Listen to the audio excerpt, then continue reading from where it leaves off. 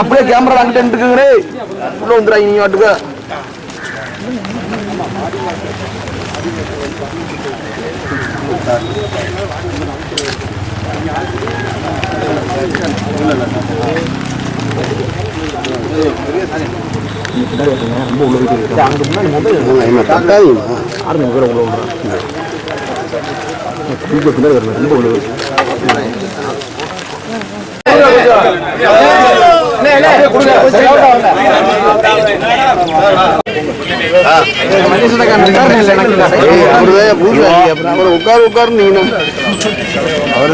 கொஞ்சம் ப்ளீஸ் கொஞ்சம் சைடில் வந்துடுறேன். ஒரே ஒரு ஃபுல்லாக எடுத்துக்கலாண்ணே.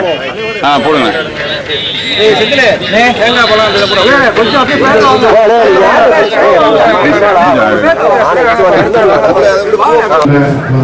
மாவட்ட ஆட்சித்தலைவரை மாநில முதலமைச்சர் வழங்கியிருக்கிறார்கள். அவருடைய சீரிய தலைமையிலே அவருடைய வழிகாட்டமாக நாம் நிறைவு செய்திருக்கிறோம். இனி நாம் பாதுகாப்பாக எடப்பாடி அவருடைய திருப்பெயரில் சிறந்த காளைகுடி வீரருக்கு ஒரு காரும், இந்த ஜல்லிக்கட்டு உரிமையை மீட்டு தந்திருக்கிற சொக்கத்தங்கம் பாண்டிய நாட்டினுடைய மனிதநேய பண்பாளர், அமைதியின் உருவம், ஆற்றலின் வடிவம், வரலாற்றுகளை வந்த இடம் தெரியாமல் விரட்டி அடித்து கிருஷ்ணா நதிநீர் பேச்சுவார்த்தையின் மூலமே பெற்றுத்தந்து புதிய வரலாறு படைத்திருக்கிற மாண்புமிகு தமிழ்நாடு துணை முதலமைச்சர் கழகத்தின் ஒருங்கிணைப்பாளர் அண்ணன் OPS அவர்களுடைய திருப்பெயரில் சிறந்த காளைகளுக்கான கார் பரிசையும், நம்முடைய சட்டமன்ற உறுப்பினர் அன்பு சகோதரர் இந்த பணிகளை எல்லாம் ஒருங்கிணைப்பு பணிகளை மேற்கொண்டு வருகிற அன்பு சகோதரர் வழிகாட்டுக்குழு உறுப்பினர், மாவட்ட கழக துணை செயலாளர் மாணிக்கம் அவருடைய வேண்டுகோளோடு இந்த ஆண்டும் அந்த 2 கார் பரிசாக வழங்கப்படும் என்ற மகிழ்ச்சியான செய்தியை விழா குழுவினருடைய வேண்டுகோளுக்கு இணங்க நான் தெரிவித்துக் கொள்கிறேன். இப்போது அவனியாபுரம் ஜல்லிக்கட்டை பொறுத்தளவில் மொத்த வீரர்கள் 431 பேர்கள் பதிவு செய்திருக்கிறார்கள். அதில் மெடிக்கலி ஃபிட்டாக 430 பேர்கள் தேர்வு செய்யப்பட்டிருக்கிறார்கள். பாலமேடு ஜல்லிக்கட்டை பொறுத்தளவில் 699 பேர்கள் பதிவு செய்திருக்கிறார்கள். அதில் மெடிக்கலி ஃபிட்டாக 651 பேர்கள் தேர்வு செய்யப்பட்டிருக்கிறார்கள். அலங்காநல்லூரை பொறுத்தளவில் மொத்த வீரர்கள் 683 பேர்கள் பதிவு செய்திருக்கிறார்கள். அதில் மெடிக்கலி ஃபிட் 655 பேர்கள் தேர்வு செய்யப்பட்டிருக்கிறார்கள். RT-PCR டெஸ்ட் அவனியாபுரத்தை பொறுத்தளவில் 10-11 அவனியாபுரம் ஒன்றிய துவக்கப்பள்ளியில் நடைபெற்றிருக்கிறது.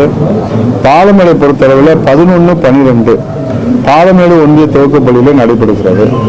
அலங்காநல்லூரை பொறுத்தளவில் 12-13 அலங்காநல்லூர் ஒன்றிய துவக்கப்பள்ளியில் நடைபெறுகிறது. உள்ளாட்சி சார்பில் அமைக்கப்படுகிற தடுப்பு வேலிகள் நாம் இந்த கோவிட் கொரோனா காலத்தில் எப்படி பாதுகாப்பாக அமைக்க வேண்டும் என்பதற்கான வழிகாட்டு அறிவுரைகளை மாவட்ட ஆட்சித்தலைவரும் நாங்களும் கொடுத்திருக்கிறோம். அதே போல நம்முடைய காளைகள் சேகரிக்கும் இடம் கலெக்டிங் பாயிண்ட் அதை சுத்தப்படுத்தி அந்த கலெக்டிங் பாயிண்ட்ல இருந்து நம்முடைய வாடிவாசல் வரைக்கும் நம்முடைய தடுப்பு வேலிகள் அதை அமைப்பதற்காக ஈஓ அவர்களும் பேரூராட்சி இயக்குநர் அவர்களும் இங்கே வருகை தந்திருக்கிறார்கள். அனைத்து நிகழ்வுகளும் CCTV கேமரா மூலமாக கண்காணிப்பதற்கான சிறப்பு ஏற்பாடுகளை மாவட்ட நிர்வாகம் இன்றைக்கு காவல்துறை வேண்டுகோளோடு ஏற்பாடு செய்யப்பட்டிருக்கிறது. அதே போல வருகிற எல்லோருக்குமே குடிநீர் வசதி, கழிப்பறை வசதி, அதே போல பார்க்கிங் வசதி அனைத்துமே முறைப்படுத்தப்பட்டு நம்முடைய காவல்துறையுடைய வழிகாட்டுவோடு மாவட்ட நிர்வாகம் அதை செய்து கொண்டிருக்கிறார்கள். அதே போல பார்வையாளர்கள் இருக்கை ஒவ்வொரு ஆண்டும் நமக்கு இருக்கக்கூடிய அனுபவத்திலே இந்த ஆண்டு முற்றிலும் ஒரு வேறுபட்ட அனுபவம். ஏன்னா நம்முடைய விழா குழுவினர் எத்தனை 1000 பேர்கள் வேண்டுமானாலும் வைத்து நடத்தக்கூடிய வல்லமை பெற்றவர்கள். அண்ணன் அழகுராஜா அவர்கள், அண்ணன் RS ராம்குமார் அவர்கள் உள்ளிட்டவர்கள் எல்லாம் தொடர்ந்து இந்த குழுவில சிறப்பாக விழா குழுவினரோடு சேர்ந்து செய்கிறார்கள். இந்த ஆண்டு தனி மனித இடைவெளியோடு அந்த இருக்கைகள் அமைப்பதற்கான வழிகாட்டு நெறிமுறைகள் கொடுக்கப்பட்டிருக்கிறது. ஸ்டாண்டர்ட் ஆபரேட்டிங் ப்ரொசீஜர், நிலையான வழிகாட்டு நெறிமுறைகளை கடைபிடித்து தான் அதன்படி நாம் அமர வைக்க வேண்டும் என்பதற்காக அந்த பார்வையாளர் இருக்கை ஸ்டீல் வந்து நம்ம இதில் உருவாக்குவதற்கு நம்முடைய யூனியன் ஏடி பஞ்சாயத்து செயலர் அவர்கள் மாவட்ட ஆட்சியர் அவர்கள் அதை நியமனம் செய்து பொறுப்பு வழங்கியிருக்கிறார். ஆக இந்த பணிகள் எல்லாம் ஒருங்கிணைத்து அதேபோல பொதுப்பணித்துறை மேடை அமைக்கின்றார்கள். அரசின் சார்பில் இந்த பணிகள் எல்லாம் ஒருங்கிணைத்து நடைபெற்று கொண்டிருக்கிறது. தொடர்ந்து நாங்கள் ஆய்வுகளை மேற்கொண்டு காவல்துறையோடு அந்த காவல்துறையினுடைய நம்முடைய காவல்துறை கண்காணிப்பாளரோடு சேர்ந்து டிஐஜி அவர்கள் ராஜேந்திரன் ஐபிஎஸ் அவர்கள் IG Murugan south zone IG Murugan IPS அவர்கள் இந்த பாதுகாப்பு ஏற்பாடுகளுக்கான அறிவுரைகளை காவல்துறை கொடுக்கிறார்கள். எங்களுடைய பேரிடர் மேலாண்மை துறையிலிருந்தும் துரிய அந்த வழிகாட்டு நெறிமுறைகளை கடைபிடிப்பதற்கு மாவட்ட ஆட்சியர் கொடுக்கிறார்கள். கால்நடைத்துறை அமைச்சர் உடுமலை ராதாகிருஷ்ணன் அவர்களுக்கான உத்தரவுகளை பிறப்பித்திருக்கிறார்கள். மக்கள் நல்வாழ்வுத்துறை அமைச்சர் விஜயபாஸ்கர் அவர்கள் அதற்கான உத்தரவை பிறப்பித்திருக்கிறார்கள். முறைப்படுத்தி இதை செய்வதற்கு அனைத்து ஏற்பாடுகளும் செய்யப்பட்டது. நேரம் வந்து நம்ம மாவட்ட ஆட்சியர் வந்து அறிவிச்சிருக்கிறாரு. 8 மணிக்கு நம்ம காலையில சரியாக 8 மணிக்கு தொடங்குறோம். மாவட்ட நிர்வாகத்தின் சார்பில் 3 மணிக்கெல்லாம் நம்ம வந்து நிறைவு செய்யணும்னு வேண்டுகோள் இருக்கு. ஆனால் விழாக்குழுவினர் இன்னும் 1 மணி நேரம் வந்து தேவைப்படுகிறது என்று கேட்டிருக்கிறார்கள். அதன் அடிப்படையில் மாவட்ட நிர்வாகம் வந்து அதை நம்ம கலந்துக்குவோம். குறிப்பாக வந்து இதில் ஒரு 700லேருந்து 800 காளைகள் வரைக்கும், ஏன்னா எத்தனை காளைகளை அனுமதிக்க முடியுமோ அந்த காளைகளை மட்டும் நாம் வந்து, ஏன்னா மெடிக்கல் டெஸ்ட்லாம் எடுக்க வேண்டியது அதோடைய உரிமையாளருக்கு, காளைப்பிடி வீரருக்கு, வருகிற உதவியாளருக்கு, ஏன்னா எல்லாருமே வந்து முகக்கவசம் அணியணும், சானிடேஷன் பண்ணணும், தெர்மல் ஸ்கேனர் பார்க்கணும். இப்போ பார்வையாளர்கள் எல்லாருமே தெர்மல் ஸ்கேனர் வைத்து அவர்கள் பரிசோதிக்கப்பட்டு அதற்கு பிறகு முகக்கவசம் அணிந்திருக்கிறாங்க என்பது உறுதி செய்யப்பட்டு அதற்கு பிறகு அவங்க ஹேண்ட் சானிடேஷன் பண்ணப்பட்டு அதற்கு பிறகுதான் அவங்க அனுமதிக்கப்படுவாங்க. அதனால நம்ம எத்தனை பேர்கள் வந்து அனுமதிக்க முடியுமோ அந்த அளவுல விழாக்குழுவினர் வந்து அதை ஒருங்கிணைக்கிறாங்க. அநேகமாக 700-800க்கும்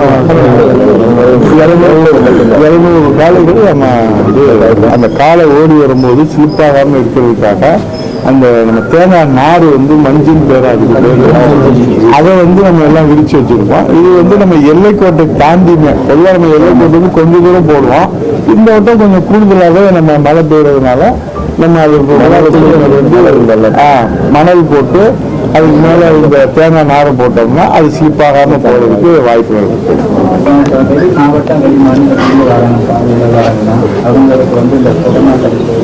நம்ம அனைவருக்குமே வந்து தெர்மல் ஸ்கேனர் பார்வையாளர்களை பொறுத்தளவில் தெர்மல் ஸ்கேனர் பரிசோதனை, ஹேண்ட் சானிடேஷன், முகக்கவசம் அணிந்து அவங்க வரணும். அவங்க பொதுவாக இந்த பொங்கல் திருவிழாவின் போது பல வெளிநாட்டினவர்கள் வந்து இங்கே வந்து நம்ம அதில் பங்கேற்பாங்க. இந்தாண்டு அவங்களும் வர்றாங்களான்றது முதல்ல உறுதியாக இல்லை. இப்போ நம்ம வந்து டூரிசம் கேலரி வந்து எப்போதுமே அவங்களுக்காக வந்து ஒதுக்கீடு செய்வோம். நம்ம இந்த ஆண்டு நமக்கு வந்து ஏற்கனவே ஸ்கிரீனிங் வந்து நம்ம ஏர்போர்ட்லேயே பண்ணிடுறோம். யாருமே நம்ம வந்து அனுமதிக்கிறது இல்லை. அதனால அந்த ஸ்கிரீனிங்லாம் முடிஞ்சு தகுந்த இன்டிமேஷனோட அவங்க வருவதற்கு விருப்பம் தெரிவித்தா மாவட்ட நிர்வாகத்தில் தெரிவித்தா நாங்கள் உரிய வந்து வழிகாட்டுதலை பெற்று தான் அது வந்து அவங்க வந்து ஏற்பாடு செய்வாங்க. இது வந்து முதலமைச்சருடைய கவனத்துக்கு நாங்கள் ஏற்கனவே எடுத்து சென்றிருக்கோம். இளைஞர்களுக்கு வேலைவாய்ப்பை உருவாக்குவதில் முன்னுரிமையை வந்து அம்மாவுடைய அரசு கொடுக்குது. முதலமைச்சர் வந்து அதற்காகத்தான் இன்றைக்கு புரிந்துணர்வு ஒப்பந்தங்கள் தொழில்துறையில் மிக அதிக அளவில் செய்கிறாங்க. இந்த கோவிட் காலங்களில் கூட தடை இல்லாமல் வேளாண்மை துறையும் தொழில்துறையும் ஒரு புதிய சகாப்தப்படுத்திருக்கிறாங்க.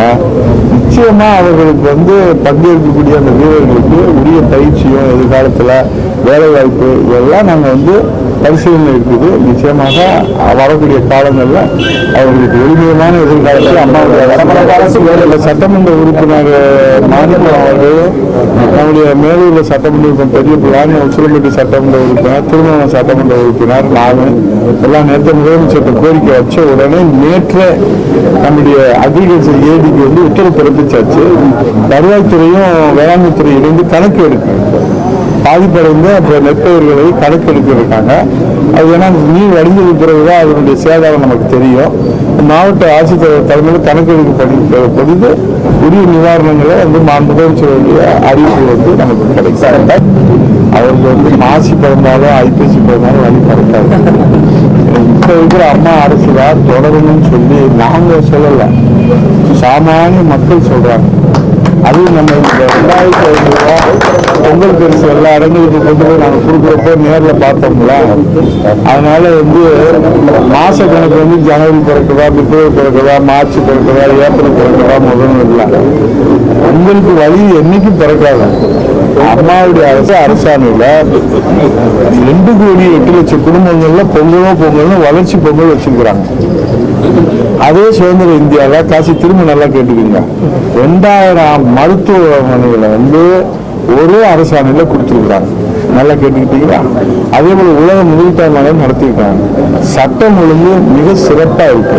தடையில்லாத மின்சாரம் கொடுக்குறாங்க. எல்லா சாலைகளும் போட்டிருக்கிறாங்க. கட்டமைப்புகளை மேம்படுத்தி இருக்கிறாங்க. அதே போல வரலாற்றிலே இல்லாத வகையில, இந்தியாவிலே இல்லாத வகையில எங்களை அடிமை அரசு சொல்றாங்கல்ல, சன்டி நீங்களும் கேட்டுக்கீங்க. 11 மருத்துவக் கல்லூரியை இந்தியாவில் எந்த மாநிலமாவது வாங்கியிருந்தா நான் அந்த சவாலுக்கு தயார். அந்த 11 மருத்துவக் கல்லூரியை மாண்பு முதலமைச்சர் அவர்கள், மாண்பு மக்கள் நல்வாழ்வுத்துறை அமைச்சர் அவர்கள் இன்றைக்கு மத்திய அரசோடு நாம் வைத்திருக்கிற அந்த நல்லுறவின் காரணமாகத்தான் 11 மருத்துவக் கல்லூரி வந்துச்சு. இன்றைக்கு நீட் தேர்வில் நாங்கள் அடிமையாட்டோம்னு சொல்றாங்க. அவங்க போராட்டம் ஆர்ப்பாட்டம்னு மக்களை சிரமப்படுத்தினாங்க, திசை திருப்புறாங்க. ஆனால் முதலமைச்சர் தானும் ஒரு அரசு பள்ளியில் படித்தேன் என்பதை எடுத்துக்காட்டுகிற அந்த உணர்வினுடைய வெளிப்பாடு 7.5% கொடுத்து ஒரு அரசு பள்ளியில் படித்த மாணவர் இன்றைக்கு நம்முடைய மருத்துவக் கல்லூரியில மாணவனாக மருத்துவர் ஆகக்கூடிய கனவு நனவாகியிருக்கிறது. அதே சமூக நீதி காவலராக அவர் போற்றப்படுகிறார், வழங்கப்படுகிறார், பாராட்டப்படுகிறார். ஆக தேசத்துடைய மாண்பு பாரத பிரதமர் அவர்களும் வலிமை மிக்க வாழும் இரும்பு மனிதராக இருக்கக்கூடிய உள்துறை அமைச்சர் அமித்ஷா அவர்கள் சொல்லுகிறார்கள், சிறந்த நிர்வாகம், நீர் மேலாண்மை சிறந்த நிர்வாகம் எடப்பாடியார் அரசு. அதே போல அரசு நிர்வாகத்தில் சட்டம் ஒழுங்கை காப்பாற்றி இன்றைக்கு சிறந்த நிர்வாகம் என்று உள்துறை அமைச்சர் சொல்லுகிறார். எடப்பாடியார் தலைமையிலான அம்மாவுடைய அரசு சிறந்த அரசு என்று சொல்லுகிறார். எதிர்கட்சிக்காரங்க எங்கள் மீது பழி சுமத்துவார்கள், அவதூறு சொல்வார்கள், எங்கள் மீது அவங்களுக்கு சேற்று வரி எடுப்பார்கள். அதுதான் அவங்களுடைய கடமையும் பொறுப்பு. பொதுவான் கேடு நினைப்பாங்க, அவங்க தொட்டு போறவங்க கேடு நினைக்கிறாங்க. நாங்க நல்லவங்க, எல்லாம் நல்லதா செய்யறோம், மக்களுக்காக செய்யறோம், மக்களுக்காக உழைக்கிறோம், மக்களுக்காக திட்டங்களை கொண்டு வரோம். நாங்கள் திட்டங்களை முன்னிறுத்தி, அம்மாவுடைய சாதனையை முன்னிறுத்தி, அண்ணன் எடப்பாடியுடைய சாதனையை முன்னிறுத்தி, அண்ணன் ஓபிஎஸ் உடைய சாதனையை முன்னிறுத்தி நாங்கள் மக்களை சந்திக்கிறோம். அவர்கள் எந்த திட்டங்களை சொல்லுவார்கள்? அவர்கள் காலத்தில் நில அபகரிப்பு நடந்தது, தனி பிரிவு துவங்கப்பட்டது, அதை சொல்லுவார்களா? மின்சாரம் தமிழ்நாட்டு மக்களுக்கு தரவே முடியாது, எங்களால் சீர்படுத்தவே முடியாது என்று சொல்வார், அதை சொல்லுவார்களா? அல்லது அரசியல் குறுக்கீடு, அதிகார குறுக்கீடு என்று அதை சொல்வார்களா? இல்லை நாங்கள் ஜனநாயகத்தை மதிக்க மாட்டோம், மன்னராட்சி காலத்தில் இருந்ததை போல எங்கள் தாத்தா, எங்கள் முப்பாட்டன், நானு, எனக்கு பிள்ளை என் பிள்ளை, எனக்கு பிள்ளை என் பேரை, இவர்களுக்கு நாங்கள் பட்டா போட்டு கொடுத்து விட்டோம், அதை உழைப்பவர் உழைத்துக் கொண்டே இருங்கள், நாங்கள் அதிகாரத்திலே எங்கள் குடும்பம் தான் இருக்கும் என்று வாரிசு அரசியலுக்கு பட்டா போட்டு கொடுத்திருக்கிறாங்க. அதை சொல்லி அவர்கள் வாக்கு கேட்பார்களா? எதை சொல்லி அவர்கள் வாக்கு கேட்பார்கள்? இன்றைக்கு மாண்பு முதலமைச்சர் அவர்கள் எளிய முதல்வராக, சாமானிய முதல்வராக, அப்பாயின்மெண்ட் இல்லாமலேயே இன்றைக்கு நேரடியாக சந்தித்து தங்களுடைய குறைகளை சொல்லக்கூடிய விவசாயிகள் சந்திக்கிறார்கள், நம்முடைய தொழில் முதலீட்டாளர்கள் சந்திக்கின்றார்கள், சாமானியர்கள் சென்று சந்தித்து தங்கள் குறைகளை சொல்கின்றார்கள். ஆகவே இவையெல்லாம் இந்த சுதந்திர இந்தியாவிலே அன்னை தமிழகத்திலே ஒரு புதிய சகாப்தம், ஒரு புதிய விடியலை நோக்கி அன்னை தமிழ்நாடு சென்று கொண்டிருக்கிறது. 2021 புரட்சித் தலைவர் அம்மாவுடைய அரசு அண்ணன் எடப்பாடியோட தலைமையில அரியணையில ஏறும். அவர் பாவம் கட்டுக்குட்டி, அவரை யாரும் கண்டுக்கல. இப்ப யாராவது பாத்தீங்கன்னா லூசு யாராவது ரோட்ல போகும்போது பாத்தீங்கன்னா யாருமே கண்டுக்கலன்னா அது என்ன சொல்லணும்னா காய்னு கத்துவாங்க. அப்ப யாரா கத்துறதுன்னு திரும்பி பார்ப்போம். அது மாதிரிதான் இப்ப பாத்துட்டீங்கன்னா அது நாங்க என்னைய போய் அப்படி போட்டுறாதீங்க, நான் சொல்றதை நீங்க அப்படியே போட்டுறாதீங்க. லூசா இருக்கிறவங்க அப்படியே விளையாடிட்டே அலைவாங்க. கருத்து சொல்லணும், கவனத்துல போகணும், கருத்து சொல்லணும், கவனத்துல போகணும். அவர் என்ன இந்த நாட்டுக்கு சேவை செஞ்சுட்டாரு? அவர் பேசுறதுக்கு நீங்க எல்லாம் முக்கியத்துவம் கொடுக்குறீங்க.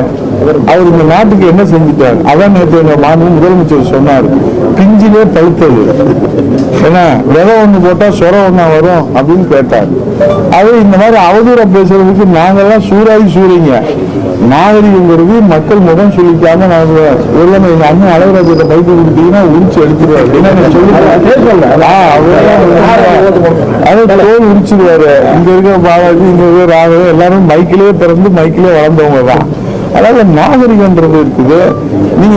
நீங்க வந்து எந்த குறையினாலும் கண்டுபிடிச்சு சொல்லலாம், அதுக்கு பதில் சொல்றதுக்கு நாங்கள் தயாரா இருக்கோம்.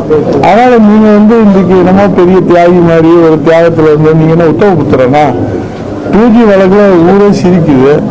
எங்கடா சாக்கு மூட்டையை காணோம் அப்படின்னு கேட்டா எறும்பு திண்டு போச்சுன்னு உங்க தாத்தா சொன்ன ஸ்டேட்மெண்ட் இன்னும் பதிவாக இருக்குது. பெத்த மகளே நான் இல்லைன்னு சொல்லி கோர்ட்ல ஏறி சாட்சி சொன்ன வரலாறு இருக்குது. நீங்க என்ன ஒரு சந்தி சிரிச்சு போயிடும். உங்க இதை பத்தி சொன்னோம்னா சந்தி சிரிச்சு போயிடும், நாடி போயிடும். எச்சரிக்கையா சொல்றோம். என்னமோ நீங்க என்னமோ உத்தம புத்திர மாதிரியும் வானத்துல இருந்து நேரம் தேவர்கள் அவதாரம் எடுத்தது மாதிரி நீங்க பேசுறீங்க. நீங்க அரசியலை சாக்கடை ஆக்குனது நீங்க தான், உங்க குடும்பம் தான். நீங்க என்னமோ வந்து இந்த நாட்டுக்கு சேவை செஞ்ச மாதிரி நீங்க என்ன தியாகியா? உங்க குடும்பம் எல்லாம் தியாகி பட்டப்பட்டிருக்குதா? இதே நீங்க என்ன சுதந்திர போராட்டத்துல பங்கேற்று தியாகம் பண்ணி அவருடைய ஸ்டேட்மெண்ட்டுக்கெல்லாம் நம்ம வந்து சும்மா யாரையாவது வஞ்சா கோவம் யாராவது வஞ்சா அதை போடுவீங்க நீங்க. அதனால போடுறாங்க, ஒன்றும் நடக்காது. அது பேச்சு யாரும் மக்கள் கேட்கல. அவரை வந்து யாரோ பதவி வாங்கிருக்கா 4 பேரை கூட்டிட்டு போய் 4 இடத்துல பேச வைக்கிறாங்க. அது ஒன்றும் தமிழ்நாட்டில் எடுக்காது, செல்ஃப் எடுக்காது, உதயநிதியுடைய செல்ஃப்லாம் எடுக்காது. அது வந்து ரிப்பேர் ஆகி பிரேக் டவுன் ஆகிடும், ஒன்றும் பிரச்சனை இல்லை. இல்லைங்க, நீங்கள் அதெல்லாம் விவரத்தை சொன்னீங்கன்னா தானே உதயநிதி பாரு இந்த லூசுகளுக்கெல்லாம் நமக்கு தெரியும். அது தெரியாதுல்ல, அது இது ஒன்றுமே தெரியாது. நாட்டு நடப்பே தெரியாது. 7.5% என்னன்னு தெரியாது, குடிமராமத்துனா என்னன்னு தெரியாது, இந்த பொங்கல் பரிசு தொகுப்புனா என்னன்னு தெரியாது, உழவர் பாதுகாப்பு திட்டம்னா என்னன்னு தெரியாது, முதியோர் ஓய்வுனா என்னன்னு தெரியாது, முதலமைச்சர் குறைதீர்ப்பு திட்டம்னா என்னன்னு தெரியாது, மகப்பேறு திட்டம்னா என்னன்னு தெரியாது, பெண் குழந்தை பாதுகாப்பு திட்டம்னா என்னன்னு தெரியாது, விலையில்லா சைக்கிள் வழங்குறதா என்னன்னு தெரியாது, மடிக்கணினி வழங்குறதா என்னன்னு தெரியாது, சத்துணவு திட்டம்னா என்னன்னு தெரியாது, புத்தக தொகைனா என்னன்னு தெரியாது, நோட்டு புத்தகம்னா என்னன்னு தெரியாது, அதோட ஊக்கத்தொகைனா என்னன்னு தெரியாது. இதெல்லாம் எதுவுமே தெரியாது. காலையில் எந்திரிச்சு உடனே மன்னரா மகனும் சூட்டிட்டா அப்புறம் வந்து 24ஆம் புலிகேசியா 22ஆம் புலிகேசியா, அந்த கதை தான் இந்த கதை. வாங்க, நன்றி, வணக்கம்.